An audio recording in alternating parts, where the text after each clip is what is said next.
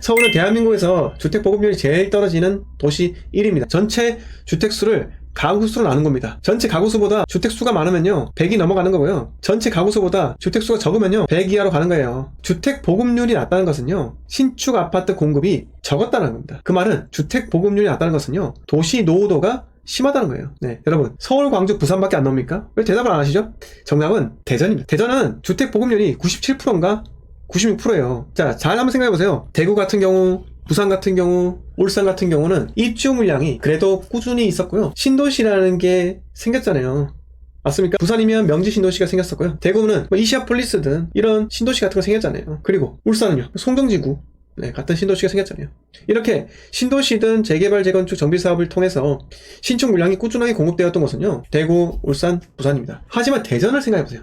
대전의 둔산동에 신축 아파트가 언제 마지막으로 들어섰을까요? 2000년 이후에 들어선 둔산동에 있는 구축 아파트가 있나요? 2000년 이후에 있을까요? 대전에 도안 신도시가 있었죠. 근데 그거밖에 없잖아요. 자, 둔산동 가볼게요. 둔산지구에서 필터를 걸어서 자 이렇게 10년 이하로 볼까요? 구축 아파트 어디 있습니까? 뭐 있으면 뭐 이렇게 오피스텔이나 이런 게 있죠. 대전은 대한민국 6대 광역시, 5대 광역시, 하여튼 광역시 중에서 주택 보급률이 제일 떨어지는 곳입니다. 그런데 그동안 왜 대전 집값이 그렇게 많이 안 올랐다고 생각이 들죠?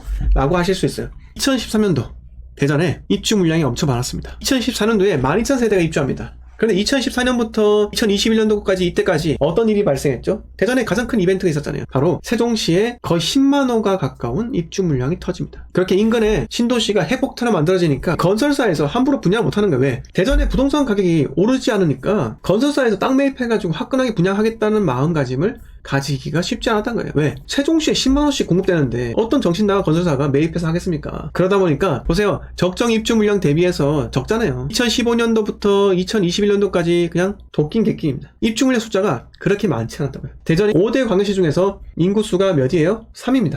3위예요. 5대 광역시 중에서 대전이 소득 수준이 몇이에요?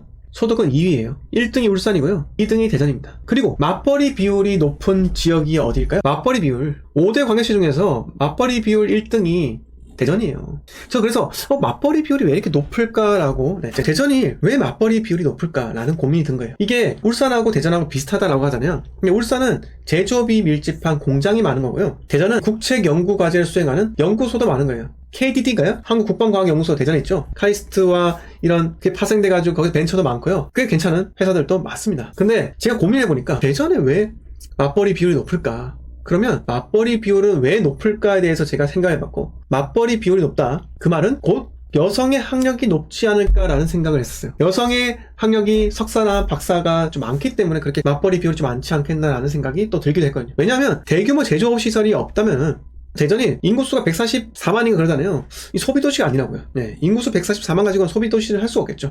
소비가 그렇게 일어나지 않는 도시인데 맞벌이 비율이 높다는 것은 그만큼 이게 고학력자들이 취업을 할 수 있는 곳들이 좀 많지 않을까라는 이렇게 추측성 생각을 하기도 했습니다. 근데 뭐 석박사가 그렇게 많은 것도 아니겠죠. 네, 하여튼간에 이렇게 제가 생각을 해봤다. 근데 아마 이건 정답이 아닐 것 같고요. 네, 다른 뭔가 또 있지 않을까라는 생각도 듭니다. 대전은 앞으로 도시 노후도가 점점 심각해집니다. 대전에서 제 강의를 했듯이 그때 대전시에서도 마찬가지로 걱정을 해요. 향후 5년 뒤면은 25를 넘어가는 아파트 단지가 뭐 거의 40% 넘어간다라고 하잖아요. 그러면 우리가 추후에 이 대전에 대해서 제가 2026년도, 27년도에 접근하라고 한 이유가 24, 25가 입주 물량이 이렇게 많기 때문에 최소한 25년까지는요 대전이 크게 움직이지 않을 것 같다라고 한 게 제 생각이잖아요.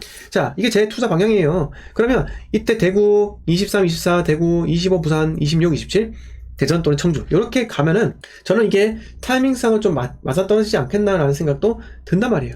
여러분, 그럼 향후 어떻게 하겠습니까? 우리가 여기를 타겟팅해서 접근할 수 있도록 노력을 해야겠죠. 그러면 어떤 곳에 접근해야 될지. 대전에 신축을 잡을까요? 신축 투자가 많이 들어가요. 84타입 잡으려면요 이제 2억은 넘게 필요합니다. 2억은 뭡니까? 2억 5천은 필요해요. 신축 잡으려면요. 그러면 우리는 꼭 신축을 잡아야 될까요?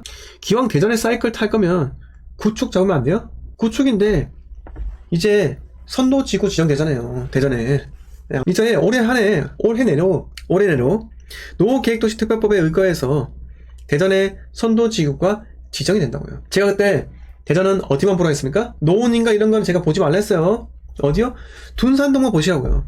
둔산동에 무슨 크로바만 있습니까? 아니잖아요. 아닙니다. 크로바 말고도 사업성이 있는 곳들이 제가 있다고 말씀드렸잖아요. 그런 곳들이 용적률이 높아졌을 때 과연 어떻게 될지 한번 보시면 된다. 이렇게 말씀드렸던 겁니다.